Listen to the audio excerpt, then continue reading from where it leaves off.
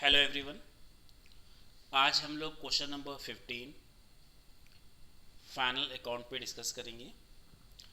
जैसे कि आपको मालूम है, फाइनल अकाउंट में टोटल 3 पार्ट्स होते हैं: trading account, profit and loss account and balance sheet.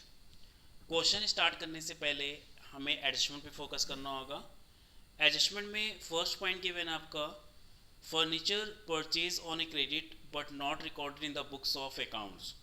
इसका मीन्स हुआ फर्नीचर आपने परचेज किया था बट उसका कोई रिकॉर्ड बुक में नहीं है, मीन्स जनरल एंट्री पास नहीं हुई। तो इसका इफेक्ट क्या होगा, जो फर्नीचर की वैल्यू गिवन है आपके पास, उस फर्नीचर में हम प्लस कर देंगे। और अगर फर्नीचर की वैल्यू नहीं गिवन है तो हम ये मान लेंगे कि ये फर्नीचर मेरा 5000 का परचेज किया है, तो हमें इसको एसेट्स में शो करना होगा। ऑन क्रेडिट है, मीन्स अभी आपने क्रेडिटर्स को पेमेंट भी नहीं किया, और तो इसको हमें लायबिलिटी में भी शो करना होगा। मीन्स एज ए फर्नीचर ये एसेट्स में शो होगा, और क्रेडिटर्स फॉर फर्नीचर करके ये वैल्यू आपकी लायबिलिटी में भी शो होगी। After this second arrangement is the make provision for bad debts of 7.5% on debtors. ये प्रोविजन बेसिकली क्या होता है, ये एक्सपेक्टेड लॉस होता है। हम ये एज्यूम कर रहे हैं कि हमें इन फ्यूचर जो डेटर से वैल्यू रिसीव करनी है उस पर 7.5% हो सकता है बैड डेट्स हो जाए। मीन्स जो ये प्रीवियस हम लोग के पास्ट ईयर्स में हम लोग का एक्सपीरियंस होता है, कॉन्टीन्यूसली अकाउंट करते करते कुछ अमाउंट हम लोग की बैड डेट्स हो जाती है।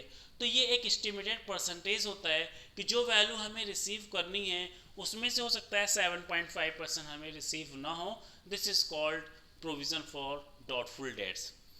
आफ्टर दिस डिप्रिसिएशन का पॉइंट गिवन है। डिप्रिसिएशन हम लोग का लॉस होता है जिसको हम लोग प्रॉफिट लॉस अकाउंट के डेबिट साइड में शो करते हैं।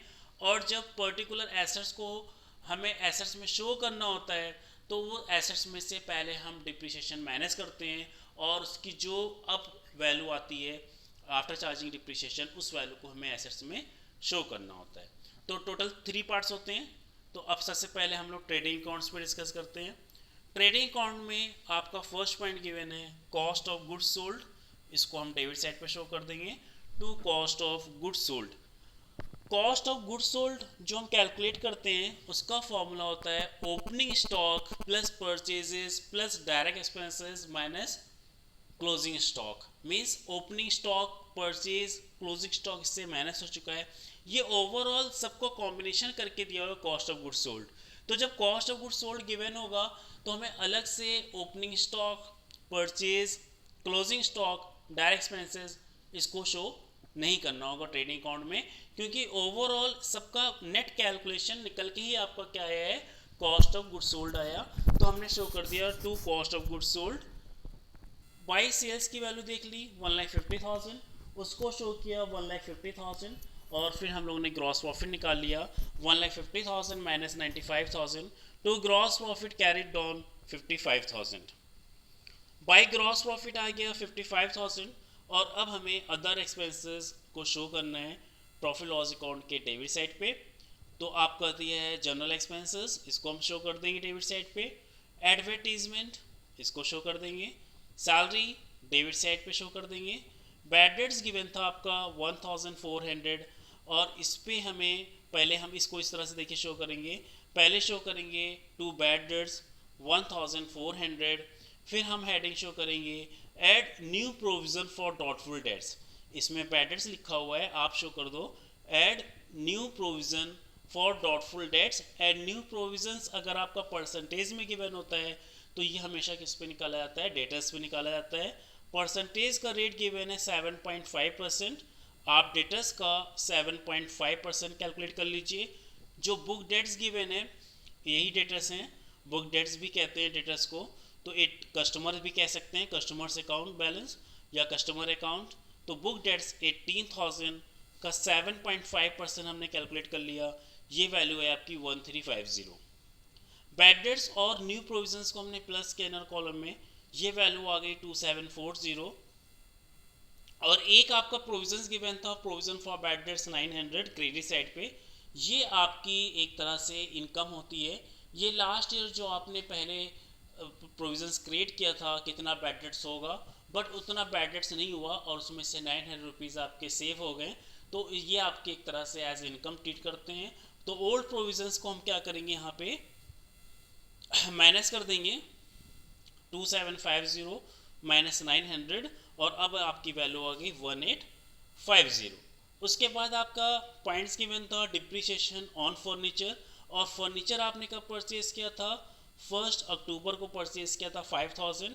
तो जब आप फर्नीचर पे डेप निकालेंगे तो फर्नीचर पे जो डेप निकलेगा आपका 5000 इंटू 10% इंटू 6/12, क्योंकि आप 1 अक्टूबर को परचेज कर रहे हो तो अक्टूबर टू मार्च आपके 6 मंथ होते हैं, 6 मंथ का आप डिप्रिसिएशन कैलकुलेट करके इसको शो करोगे।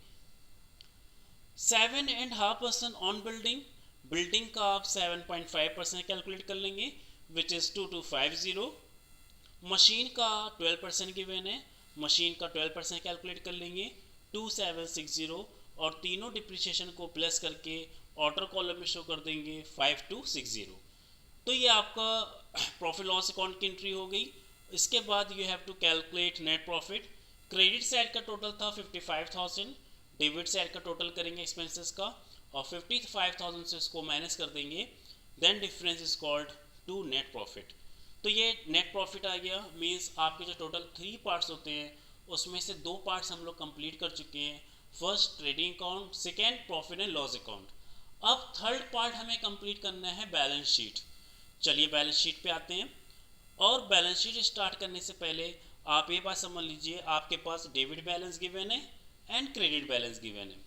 जो लायबिलिटी साइड आपकी प्रिपेयर होती है वो हमेशा क्रेडिट बैलेंस से होती है, और जो एसेट साइड होती है वो हमेशा कहाँ से होती है, डेबिट बैलेंस से, क्योंकि एक्सपेंसेस और एसेट्स का नेचर डेबिट होता है। एक्सपेंसेस को हम ट्रेडिंग एंड पैनल में शो कर चुके हैं, और अब जो बैलेंस बच रहा होगा वो एसेट्स का होगा। इसी तरह से क्रेडिट साइड आपकी इनकम और लायबिलिटी की होती है, इनकम हम शो कर चुके होंगे, शो कर चुके हैं, और जो अब हमने शो नहीं किया था उसको हम लायबिलिटी में शो करेंगे। चलिए ठीक है, स्टार्ट करते हैं। सबसे पहले कैपिटल शो करेंगे 60,000, और इस 60,000 में नेट प्रॉफिट हमें प्लस करना होता है। अगर क्वेश्चन में ड्राइंग्स गिवन होती है तो उसको माइनस करना होता है, इसमें ड्राइंग नहीं गिवन थी तो 60,000 add net profit 37,790, in outer column 97,790। उसके बाद क्रेडिटर्स गिवन है, क्रेडिटर्स भी आपकी लायबिलिटी होती है, इसको हमने शो कर दिया। जनरल रिजर्व भी लायबिलिटी में आता है, उसको हमने शो कर दिया। एक्चुअली लायबिलिटी में हमें इक्विटी एंड लायबिलिटी यानी ओनरशिप फंड और जो आउटसाइडर लायबिलिटीज़ होती है उसको शो करना होता है। तो जो लायबिलिटी में एक तरह से जो एक्सटर्नल लायबिलिटी होती है वो भी हमें शो करना होता है, और जो ओनर की इक्विटी है मीन्स कैपिटल है, प्रॉफिट है, उसको भी शो करना होता है। तो जनरल रिजर्व भी एक तरह से अनडिस्ट्रीब्यूटेड प्रॉफिट होता है, तो उसका नेचर भी क्रेडिट होता है। जनरल रिजर्व को भी हमने प्रॉफिट लॉस अकाउंट से ही अप्रोप्रिएट किया होगा, तो जनरल रिजर्व भी आपका लायबिलिटी साइड पे आ जाएगा 1700। Outstanding salary 400, this is also liability, तो इसको भी हम शो कर देंगे लायबिलिटी साइड पे 400। इसके बाद हम लोग को एसेट्स बनाना है। एसेट्स के लिए हम लोग आते हैं डेबिट साइड पे। बुक डेट्स गिवन था आपका 18,000, बुक डेट्स मीन्स होता है आपका डेटर्स। डेटर्स पे हम लोग ने लेकिन 7.5% प्रोविज़न बनाया था, तो डेटर्स से हम 7.5% प्रोविज़न को माइनस करके इसको बाई साइड पे शो कर देंगे। बिल रिसीवेबल आपकी एसेट्स होती है, क्लोजिंग स्टॉक एसेट्स में आ जाएगा, कैश आपकी एसेट्स हो जाएगी, मशीनरी आपकी एसेट्स होगी, पर जो मशीन पे आपने डिप्रिसिएशन कैलकुलेट किया है वो आपका माइनस हो जाएगा, और माइनस होने के बाद जो वैल्यू आएगी उसको हम मशीन अकाउंट के आउटर कॉलम में शो करेंगे। बिल्डिंग की वैल्यू 30,000 थी, इस पर भी आपने डिप्रिसिएशन कैलकुलेट किया था, तो बिल्डिंग पे भी डिप्रिसिएशन माइनस करने के बाद वैल्यू शो करेंगे। और एक आपने फर्नीचर परचेज किया था 5,000, जिसका डिप्रिसिएशन 250 आ रहा था, 5,000 से 250 हम माइनस करेंगे और इस वैल्यू को भी हम आउटर कॉलम में शो कर देंगे।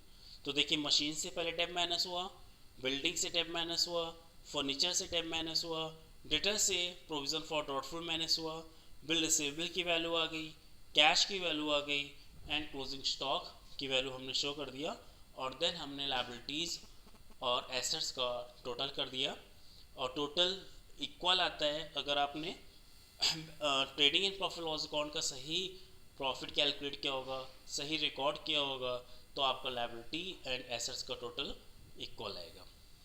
Okay bye, have a nice day.